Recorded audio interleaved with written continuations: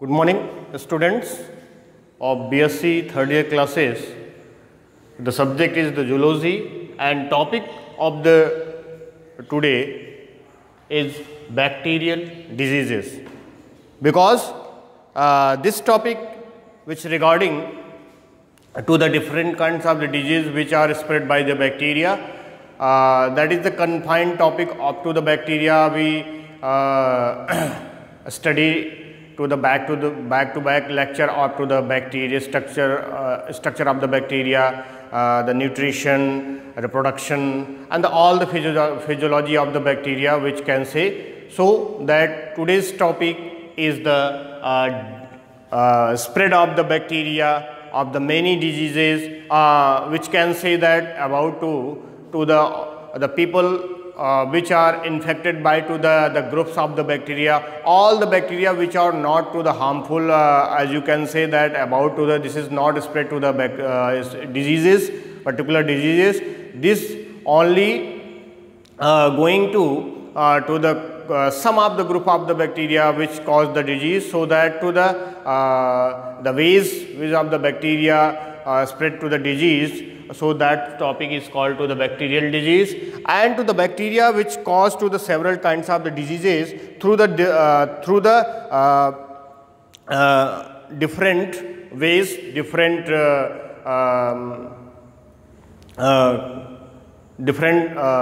aspects, so that the bacteria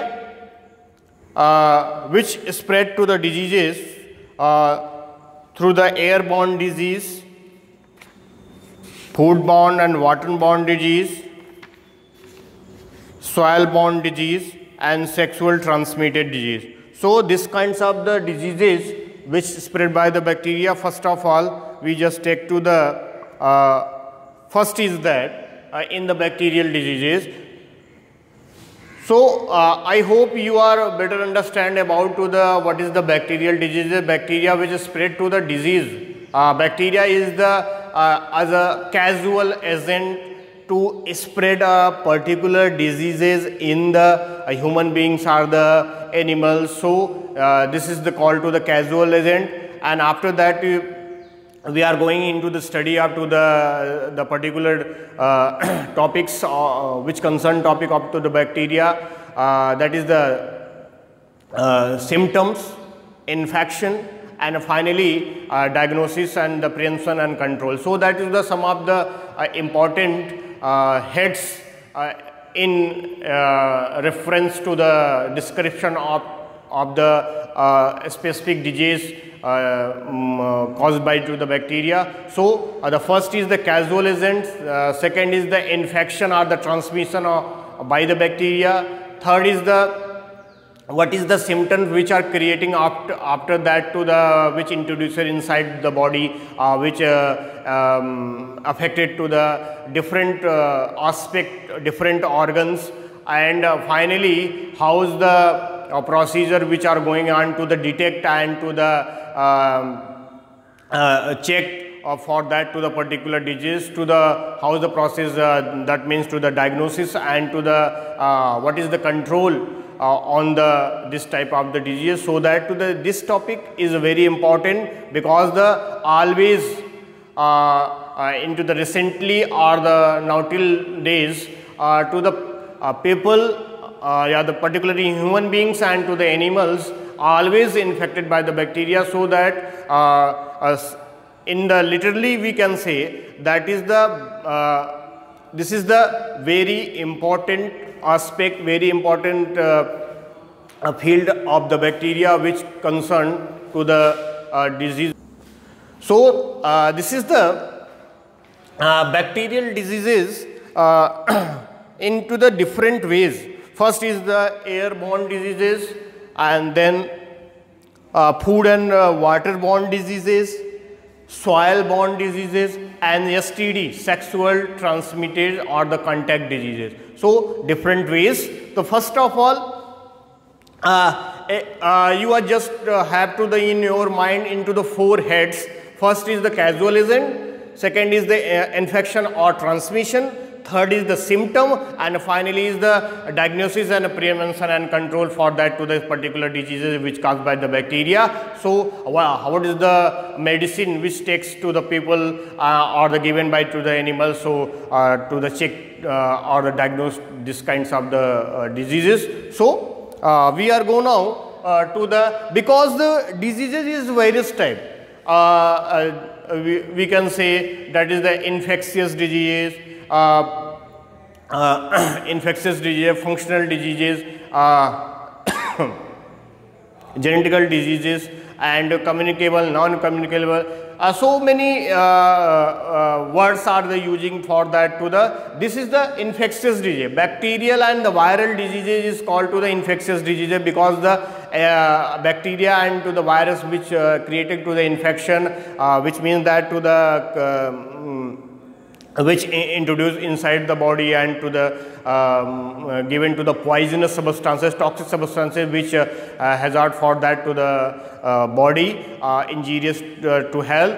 So in the bacterial disease, we go now to the how many ways of the bacteria which cause the disease.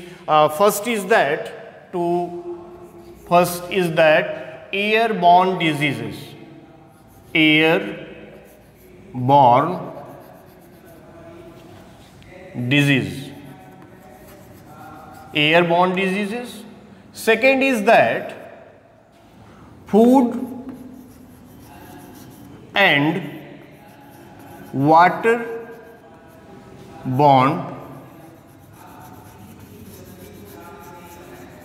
diseases. Third is soil-borne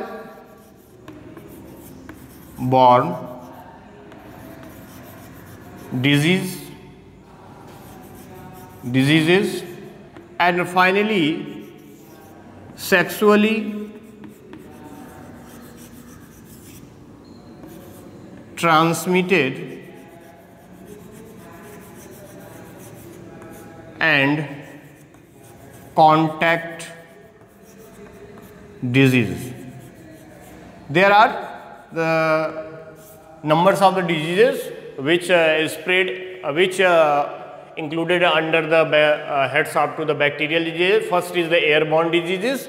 Airborne diseases which means that to the, तो हम बात कर रहे हैं आज के topic में एक विशेष टॉपिक की जो बैक्टीरिया से संबंधित है, जो कि बैक्टीरिया अलग अलग प्रकार के रोग फैलाते हैं। तो रोग भी बहुत अलग अलग प्रकार के होते हैं। ये कंटेजियस डिजीज होता है, इन्फेक्शियस डिजीज को बोलते हैं, और बैक्टीरिया के द्वारा बहुत सारे डिजीज़ फैला जाते हैं और बहुत तरीके से फैला जाते हैं क्योंकि उनका मीडियम अलग अलग होता है।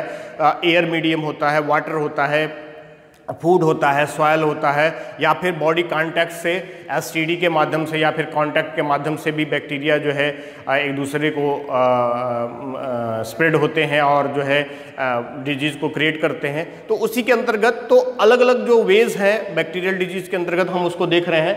First of all to the airborne diseases, तो एयर से उत्पन्न होने वाला जो डिजीज़ है, इसका मतलब है कि इसका, अब देखें विशेष कंसर्न समझिए, एयरबॉर्न डिजीज़ किससे से, बॉडी के, आपकी बॉडी फिजियोलॉजी होती है, तो बॉडी की जो फिजियोलॉजी है उसमें विशेष पार्ट्स होते हैं। रेस्पिरेटरी सिस्टम है, सर्कुलेटरी है, डाइजेस्टिव सिस्टम है, आपका एक्सक्रीटरी है, नर्वस सिस्टम है, सेंसरी सिस्टम है, ब्रेन है ना, पूरी बॉडी सिस्टम है, अलग अलग जो है उसके पार्ट्स हैं। तो हर पार्ट से एक पर्टिकुलर जो बैक्टीरिया होता है वो डिजीज़ को कॉज करता है। तो उसके हिसाब से तो सबसे पहले हम ये समझते हैं कि जो बैक्टीरिया एयर से होगा तो वो कौन से बॉडी पार्ट्स को सबसे पहले जो है इन्फेक्ट करता है। तो whose of the bacteria which infected to the what is the part of the body, so that, तो एयरबॉर्न डिजीज के अंतर्गत जो है बेसिकली रूप से रेस्पिरेटरी डिजीज होता है,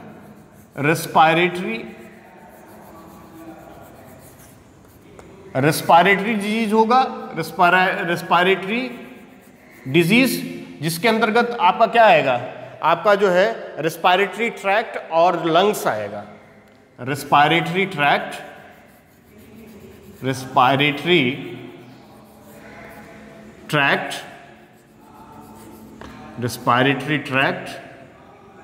एंड लंग्स की बात करते हैं हम। और स्किन के ये इसके अंतर्गत स्किन भी आ जाता है, तो इतनी चीज़ें जो है, विशेषकर आपका ये जो देखिए आपका जो रेस्पिरेटरी ट्रैक्ट है और लंग्स है, ये एयरबॉर्न डिजीज, जो बैक्टीरिया एयर के माध्यम से एक दूसरे से कांटेक्ट में आके जो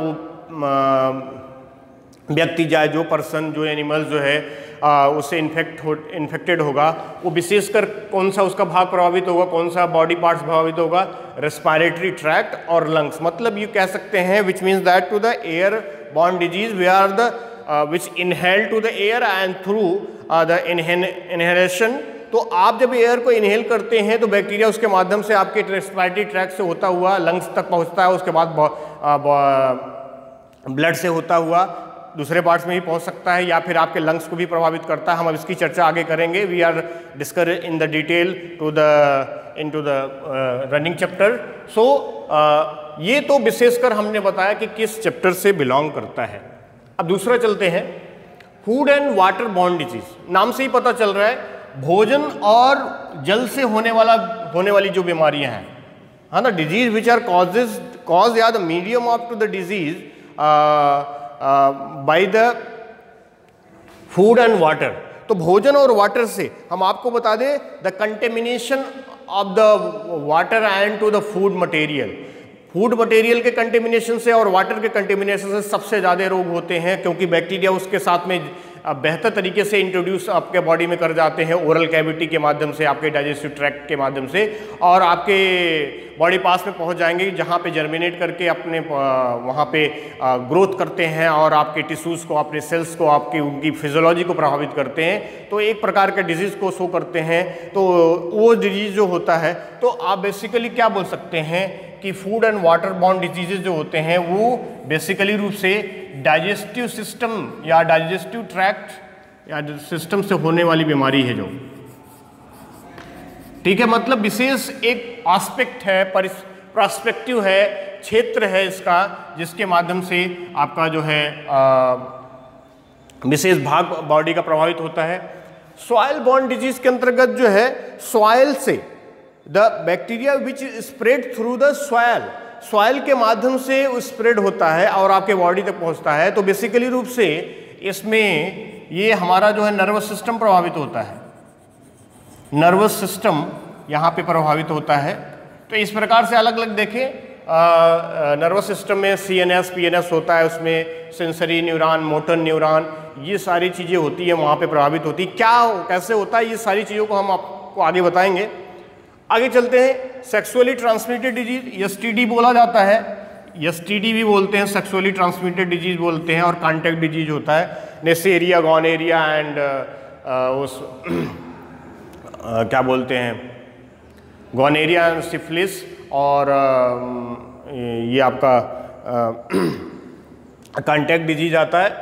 तो इसमें जो है sexually through the intercourse when of the person which is infected to the any kinds of the disease which can say in the earlier to the gonorrhea and the syphilis or the leprosy. So that particularly gonorrhea and the syphilis which going into the intercourse, and that is the one person and the partners which are infected together, this is the sexual transmitted disease, and leprosy is the contact disease. So तो यहाँ पे sexually transmitted disease intercourse के माध्यम से ये आपके reproductive जो systems होते हैं, वहाँ पे आपकी जो जेनेटल ऑर्गन्स होती है उसके माध्यम से ये डिजीज़ फैलता है। तो मैंने आपको अभी बेसिक्स बताए कि जो बैक्टीरियल डिजीजेज हो रहे हैं वो किस परिक्षेत्र परिप्रेक्ष्य में होता है, what is the prospective for that to the creating a particular diseases, for that to the concern a particular or the specific part of the body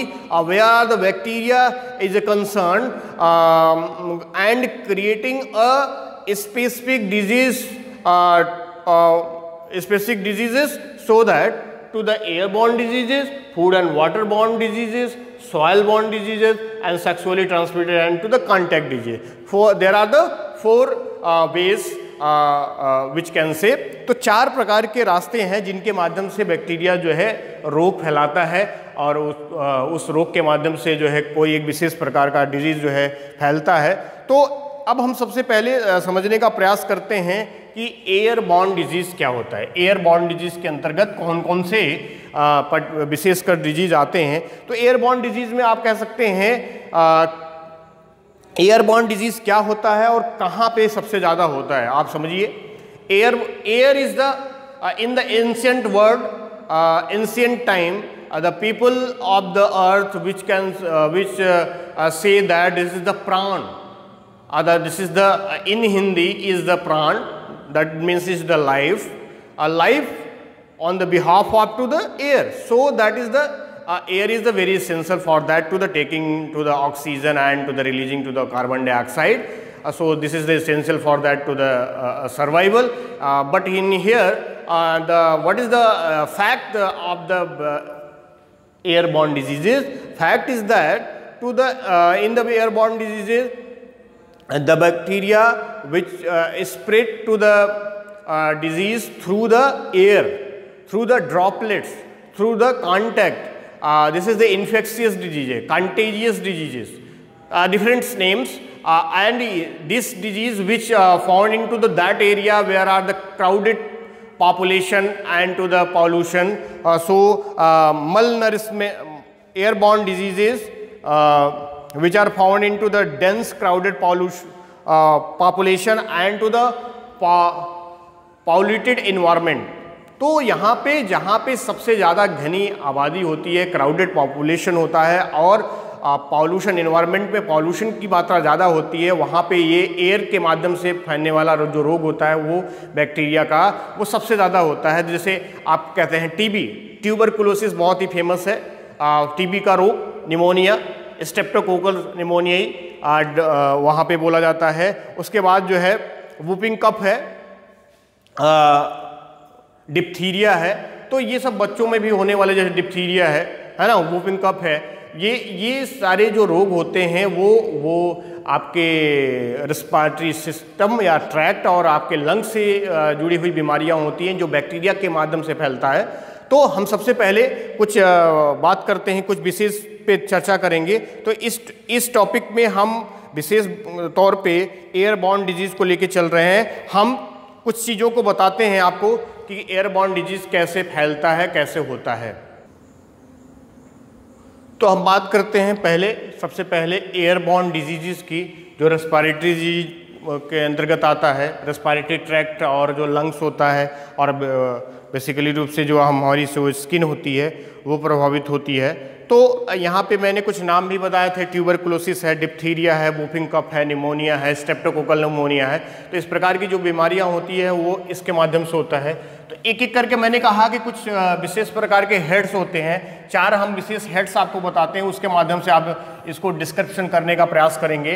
पहला होता है कैजुअल एजेंट। कैजुअल एजेंट का मतलब होता है किसके द्वारा बीमारी फैलती है, कौन सी बैक्टीरिया का क्या नाम है, कैजुअल एजेंट होता है। दूसरा होता है transmission of the infection. Infection कैसे फैलता है, ट्रांसमिशन, और लिख सकते हैं आप या ऐसे लिख सकते हैं इन्फेक्शन। ये हेड्स होते हैं जिनके माध्यम से आपको इजी होगा कि किस प्रकार से लिखा जाए या फिर जो है इसको समझा जाए। और उसके बाद उसका सिम्टम होता है कि किस प्रकार से हम ये समझेंगे कि कौन सी बीमारी है, उसका क्या लक्षण है। और फाइनली जो है हम डायग्नोसिस एंड कंट्रोल की बात करते हैं। तो पहले पहचानते हैं कि ये बीमारी क्या है, कैसे है और इसका कैसे जो है उपाय किया जा सकता है, इसको जो कैसे रोका जा सकता है या फिर इसको ख़त्म किया जा सकता है। डायग्नोसिस एंड कंट्रोल की बात करते हैं या प्रिवेंशन एंड कंट्रोल की बात करते हैं। तो विशेषकर ये 4 हेड्स हैं, ये हर प्रकार के डिजीज़ में आपको जो है मदद करेंगे और इसके अंतर्गत ही हम जो है पढ़ने का प्रयास भी करेंगे। तो सबसे पहले जानते हैं कि एयरबॉर्न डिजीज के अंतर्गत हम जानने का प्रयास करेंगे टीबी, ट्यूबरकुलोसिस। जो ट्यूबरकुलोसिस होता है जिसको आप शॉर्ट फॉर्म में क्या बोलते हैं, टीबी बोलते हैं शॉर्ट फॉर्म में। देखिए ये टी और बी ले लिया गया है। तो टीबी जो रोग होता है वो किसके माध्यम से होता है, एयरबॉर्न डिजीज होता है।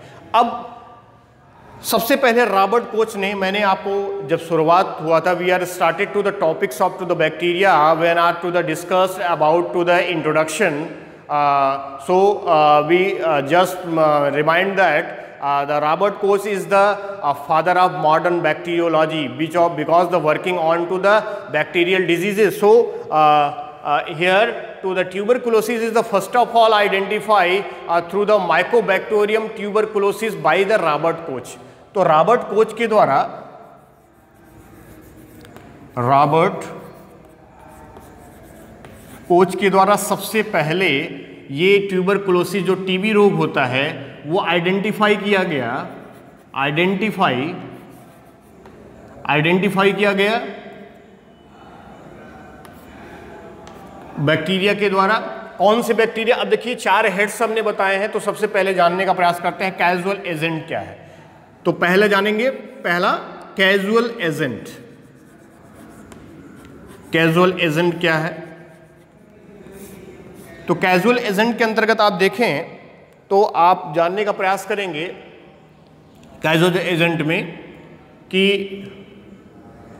यहां पे आइडेंटिफाई किया माइकोबैक्टीरियम ट्यूबरकुलोसिस। जो माइकोबैक्टीरियम होता है, माइक्रोबैक्टीरियम ट्यूबरकुलोसिस, ये क्या है? बैक्टीरिया का नाम है। देखें, Mycobacterium tuberculosis which are spread to the disease which identify the, तो ये कैजुअल एजेंट होता है। रॉबर्ट कोच ने इसकी पहले ही खोज की। अब इसके बाद जो है about to the 20 to 25% are to the world population which are suffering from that to the TB diseases। अब हम इसके दूसरे पॉइंट हेड्स पे चलते हैं, विशेषकर ट्रांसमिशन कैसे होता है, what is the transmission of the. तो दूसरा देख लेते हैं ट्रांसमिशन कैसे होता है। ये सबसे महत्वपूर्ण ये भी टॉपिक है। ट्रांसमिशन को देखते हैं या इन्फेक्शन कैसे फैलता है इस माइकोबैक्टीरियम ट्यूबरकुलोसिस से। तो अगर कोई इन्फेक्टेड पर्सन है, सबसे पहला ये है कि कैजुअल एजेंट को स्प्रेड होने के लिए एक ऐसे पर्सन की जरूरत पड़ेगी जो कि ऑलरेडी उससे इन्फेक्टेड है। तो उसके, क्योंकि क्या है, ये कंटेजियस डिजीज होता है, दिस इज द कंटेजियस इन्फेक्सिस। तो कंटेक्ट जैसे ही आप जो है उसमें, और एक बात ये है कि जो जितने भी ये एयरबॉर्न डिजीज होते हैं वो सब ड्रॉपलेट्स के माध्यम से इंटर करते हैं। एयर में जो हम कांटेक्ट में आएंगे किसी इन्फेक्टेड पर्सन के, तो उसकी जो एयर से या फिर माउथ से जो ड्रॉपलेट्स निकलते हैं वो एयर के माध्यम से आप इनहेल्ड कर लेते हैं। जो हेल्दी पर्सन होता है इनहेल्ड करता है और उसके माध्यम से रेस्पिरेटरी ट्रैक्ट से होता हुआ वो लंग्स तक पहुंचता है। तो इसी के माध्यम से वो इन्फेक्शन होता है। विशेषकर हम बात कर रहे हैं कि ये जो ट्यूबरकुलोसिस है वो किस प्रकार के व्यक्तियों में सबसे ज़्यादा होता है। तो जो होमलेस होते हैं, होमलेस मलनरिश्ड होते हैं, मतलब जिनको भोजन बहुत या न्यूट्रिएंट मटेरियल जो होता है, पोषण जो है अच्छे से नहीं हो पाता, जिनके पास घर नहीं होता, और एल्कोहलिक ड्रिंकर्स होते हैं। एल्कोहलिक जो शराब पीते हैं, एल्कोहलिक ड्रिंकर्स होते हैं, सबसे ज़्यादा उनको होने वाला ये बीमारी है, क्योंकि यहाँ पे कोई सेफ्टी नहीं होती, कोई हाइजीन नहीं होता, कांटेक्ट, और ये हमेशा जो है कांटेक्ट में आते हैं, तो किसी भी पर्सन के कांटेक्ट में आ सकते हैं और बैक्टीरिया इनको प्रभावित कर सकता है। तो इस प्रकार से first of all to the bacteria which are going into the droplets, तो ड्रॉपलेट्स के माध्यम से ये जो ड्रॉपलेट्स के अंतर्गत जो बैक्टीरिया होता है माइकोबैक्टीरियम ट्यूबरकुलोसिस, वो अंदर प्रवेश कर जाता है और अंदर प्रवेश करते हुए रेस्पिरेटरी ट्रैक्ट्स के माध्यम से अंदर आपके लंग्स तक पहुंचता है। तो लंग्स तक पहुंचेगा तो फिर क्या होगा? तो अब यहाँ से बैक्टीरिया जो होगा, माइकोबैक्टीरियम ट्यूबरकुलोसिस जो होता है, वो इन्फेक्ट करेगा आपके रेस्पिरेटरी ट्रैक्ट से होता हुआ आपके लंग्स तक चला जाएगा। कहाँ जाएगा? लंग्स तक, और लंग्स में जाके इस्टेब्लिश होगा, स्टेबलाइज्ड कर जाएगा, इस्टेब्लिश होगा वहाँ पे, और इस्टेब्लिश होने के बाद वो क्या करेगा? पॉइजन, मतलब टॉक्सिस को क्रिएट करता है, और टॉक्सिस को क्रिएट करेगा तो वहाँ पे जो सेल्स होती हैं वो प्रभावित होती है। वहाँ की जो सेल्स प्रभावित होगी तो वो क्या होगा कि जो इस्टेब्लिश होने के बाद मैक्रोफेजेस जो सेल्स वहाँ पे होती हैं, चूँकि बॉडी के हर पार्ट में मैक्रोफेजेस सेल्स पाई जाती हैं और वहाँ पे जो है वो वहाँ पे लड़ती है। तो macrophages the bacteria enclose into the small and hard tubercles. अब यहाँ पे इस्टेब्लिश होने के बाद ये हार्ड ट्यूबरकल्स को फॉर्म करती हैं, हार्ड ट्यूबरकल्स को फॉर्म करेंगी। और ये हार्ड वही जिसको आप ब्लैक स्पॉट्स बोलते हैं, स्पॉट्स होते हैं, वो ट्यूबरकल्स होते हैं, वो वहाँ पे ये बनाना शुरू कर देंगे after that to the infection. और जो है इसलिए इनको जो है ट्यूबरकल्स के बनने के कारण this is the characteristic feature of that to the tuberculosis disease, so that is called to the TB. तो इसीलिए ट्यूबरकल्स बनते हैं, इसलिए इसको ट्यूबरकुलोसिस बोला जाता है। और अब यहाँ पे हम समझने का प्रयास करते हैं कि क्या यहाँ का इसका विशेष जो कैरेक्टर होता है, लक्षण क्या होता है, जिसको आप सिम्टम बोलते हैं। तो सिम्टम देख लेते हैं, तीसरा हेड्स आ गया। इस प्रकार से आप जानने का प्रयास करेंगे तो बहुत ही क्लियर हो जाएंगे आप। सिम्टम की बात करते हैं तो सिम्टम में देखें, अब ये देखिए एक कॉमन सी बात है कि फीवर तो हर बीमारियों में होता है क्योंकि सेल जो है हमारी प्रभावित होती है, लेकिन ये कहाँ पे है, लंग्स को प्रभावित कर रहा है, तो लंग्स में ट्यूबरकल्स तो बनेंगे ही बनेंगे। उसके साथ साथ में रेड स्पुटम जो निकलता है। तो यहाँ पे देखें, सबसे पहले कफ आएगा, कफ होगा, पेन हो, चेस्ट पेन होगा,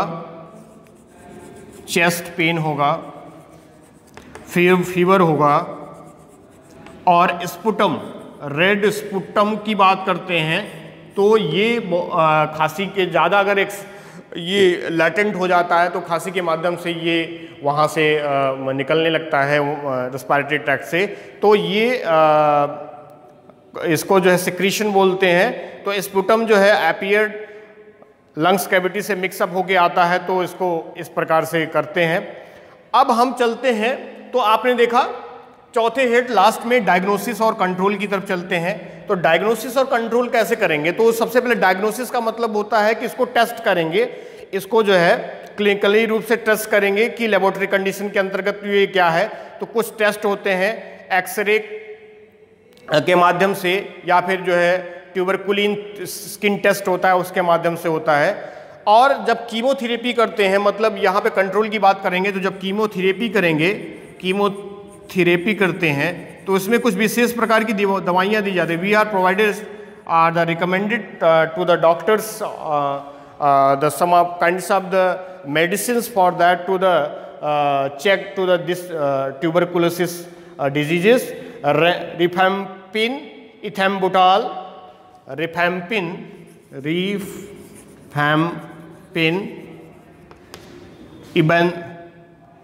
रिफैम्पिन, और दूसरा नाम है इथेम्बुटाल,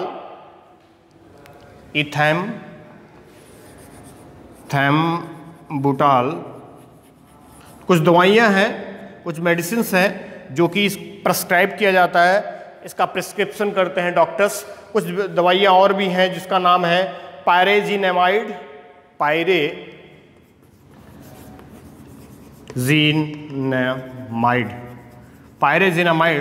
ये जो दवाइयाँ हैं।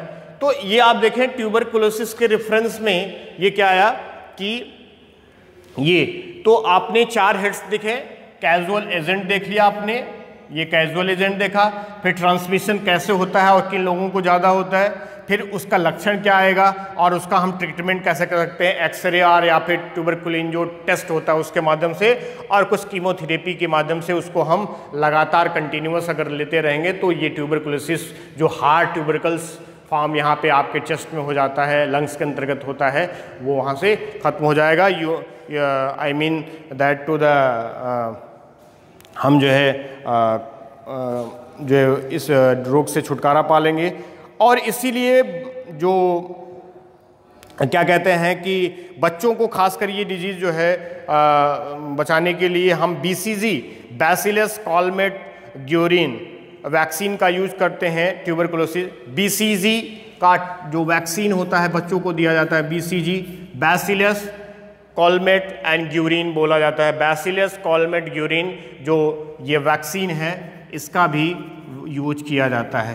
तो इस प्रकार से हमने ट्यूबरकुलोसिस के बारे में पढ़ा। अब हम आगे चलते हैं दूसरे डिजीज़ के बारे में। दूसरे डिजीज़ का नाम है जो कि इसी से संबंधित है, डिप्थीरिया। यहाँ पे देख लेते हैं डिप्थीरिया के बारे में। डिप्थीरिया को देखते हैं तो उसका क्या कैसे रोल है, क्या काम करता है। ठीक वही प्रोसेस है, यहाँ पे कैजुअल एजेंट चेंज होगा, उसका कैरेक्टर चेंज होगा, सिम्टम चेंज हो जाएगा। तो डिप्थीरिया, तो डिप्थीरिया का मतलब क्या होता है पहले आप देखें। दूसरा डिजीज है डिप्थीरिया। डिप्थीरिया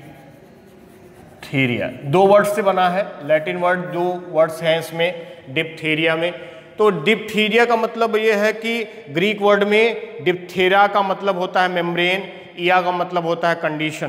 तो डिप्थेरा ग्रीक वर्ड में क्या मतलब है इसका देख लीजिए। डिप्थेरा का मतलब होता है मेम्ब्रेन, मेम्ब्रेन। और जो इया का मतलब है वो कंडीशन है। तो मेम्ब्रेनस जब कंडीशन आपके बॉडी में होने लगती है तो उस कंडीशन को बोलते हैं डिप्थीरिया। और ये खासकर जो ये बीमारियां हैं बच्चों को विशेष करके होती हैं क्योंकि इम्यूनिटी कम होती है। तो सबसे पहले जान लेते हैं कौन से बैक्टीरिया के द्वारा होता है।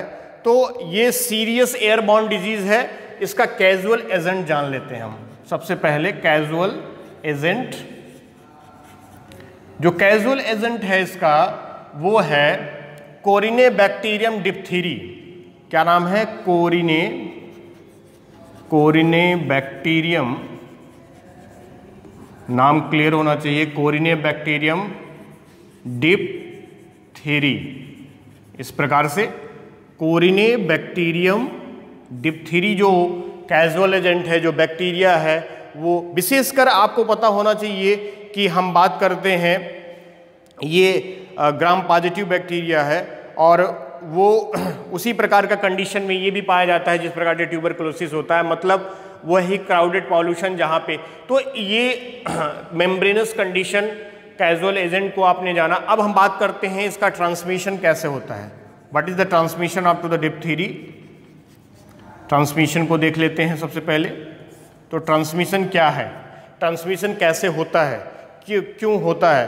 तो ट्रांसमिशन के लिए जो ट्रांसमिशन होता है, ये बैक्टीरिया क्या करता है, टॉक्सिन फैलाता है। और टॉक्सिन से क्या होगा, जो है inflammation of grace pseudo membrane respiratory mucosa में हो जाता है।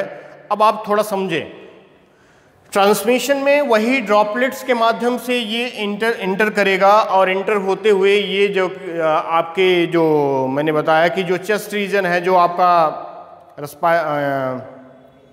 यहाँ पर रेस्पिरेटरी में जो म्यूकोसा है, वहाँ पे ये डिप्थीरिया जो होता है वो देखें, बैक्टीरिया जब अपना कार्य करते हैं, मतलब डिजीज फैलाते हैं, तो वो एक विशेष प्रकार के टॉक्सिन फैलाते हैं। एक्सोटॉक्सिन, इंडोटॉक्सिन, न्यूरोटॉक्सिन, इस प्रकार के टॉक्सिन होते हैं जो कि पॉइजन को क्रिएट करते हैं और जिनके आधार पे जहाँ पे विशेष the specific parts of to the body which are affected by, तो वहाँ से ये उसको उस पार्ट्स को, उस विशेष टिश्यू एरिया को प्रभावित करते हैं और उसको नष्ट करने का प्रयास करते हैं। तो उसी के अंतर्गत ये जो यहाँ पे कंडीशन है मेम्ब्रेनस कंडीशन, यहाँ पे जो रेस्पिरेटरी जो एरिया है हमारा, वहाँ पे ये एक्सोटॉक्सिन प्रोड्यूस करने लगते हैं, एक्सोटॉक्सिन प्रोड्यूस करते हैं और इसके मदद से वो क्या करते हैं, इन्फ्लेमेशन एंड ग्रेस मेम्ब्रेनस जो कंडीशन हो एंड ग्रेस कलर का, ग्रेस मेम्ब्रेनस जो कंडीशन होती है वो क्रिएट करते हैं। मतलब आपके जो रेस्पिरेटरी ट्रैक्ट या फिर जो है जो आपका चेस्ट रीजन है, वहाँ पे ये सारी चीज़ें देखेंगे। और एक्सोटॉक्सिन को ये जो है सर्कुलेटरी सिस्टम से होते हुए थ्रू आउट द बॉडी में पहुंचने लगते हैं। मतलब जबकि ये एक्सोटॉक्सिन क्रिएट होगा तो वहाँ से ये सर्कुलेटरी सिस्टम में पहुँचेंगे और सर्कुलेटरी सिस्टम से पहुँचने के बाद through out the body, through out the body में पहुँच जाते हैं। तो इस प्रकार से देखें, थ्रू आउट द बॉडी में पहुँच जाएंगे तो पूरी बॉडी में इस प्रकार के मेम्ब्रेनस कंडीशन को ये क्रिएट करते हैं, जिसके आधार पे तो ये संभव है कि अब यहाँ से इसको अगर हम डायग्नोसिस और कल्चर करें तो यहाँ पे इसीलिए वर्ल्ड वाइड जो इम्यूनाइजेशन का प्रोग्राम होता है डायग्नोसिस के अंतर्गत, तो उसमें हम जो है डिप्थीरिया से संबंधित जो वैक्सीन होता है उसको यूज करते हैं। DPT, diphtheria pertussis and tetanus, DPT injection को यूज करते हैं। ये तो कीमोथेरेपी के अंतर्गत आता है। लेकिन जब हम डायग्नोसिस करते हैं तो टेस्ट के माध्यम से कुछ चीज़ें आती हैं और वो टेस्ट होता है, ऑब्जर्वेशन करते हैं। तो पेनिसिलियम और एरिथ्रोमाइसिन का प्रेस्क्रिप्शन किया जाता है जो कि इंडोटॉक्सिन को न्यूट्रलाइज करते हैं। पेनिसिलियम एंड इंडोटॉक्सिन को, पेनिसिलियम और एरिथ्रोमाइसिन, पेनिसिलियम एंड इरिथ्रोमाइसिन,